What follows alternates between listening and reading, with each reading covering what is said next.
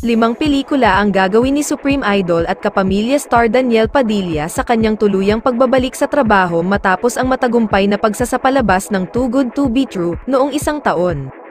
Pagtutuunan ngayon ni Daniel ng pansin ang paggawa ng pelikula at iisa-isahin niya ang mga iyon, magiging abala ang aktor sa pag-shooting hanggang 2025. Uunahin niyang gawin ang Nung Mapagod si Kamatayan, kasama si Zanjo Marudo, na ididirect ni Dan Villegas. We will finish it October and November, then editing pa, so most likely, early next year na ang release, ayon sa 28 anyos na sikat na aktor.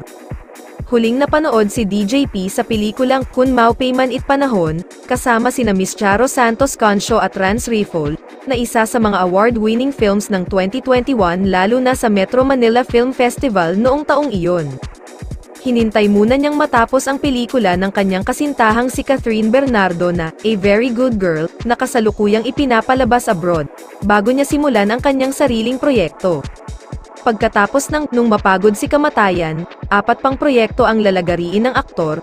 Ito ay ang thriller flick na The Guest, kasama si John Arcilla, na ididirect naman ni Gerald Tarog. Kasunod ang After Forever, kasama si Kath, na sa ilalim naman ni Kathy Garcia Sampana.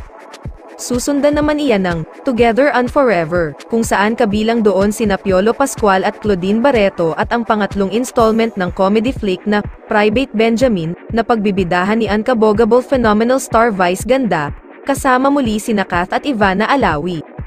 Mukhang may bago ring makakapareha ang aktor na isang kapuso aktres sa isa sa mga gagawing proyekto nito. Ayon sa aktor, very excited. Syempre it's been a while, itong mga proyekto na gagawin natin ngayon is handpicked. Nag-usap talaga kami ng ABS-CBN na feel din nila yung gusto kong gawin. Masyado nang nakakamiss manood ng pelikula ulit. Chika ni Daniel, pag-amin pa ng aktor, hindi raw natuloy noon ang istorya ng dapat nilang gagawin pero ngayon ay sure nang tuloy ang gagawin nila. May mga rason yung mga bagay. Kaya hindi natutuloy o hindi man nangyayari.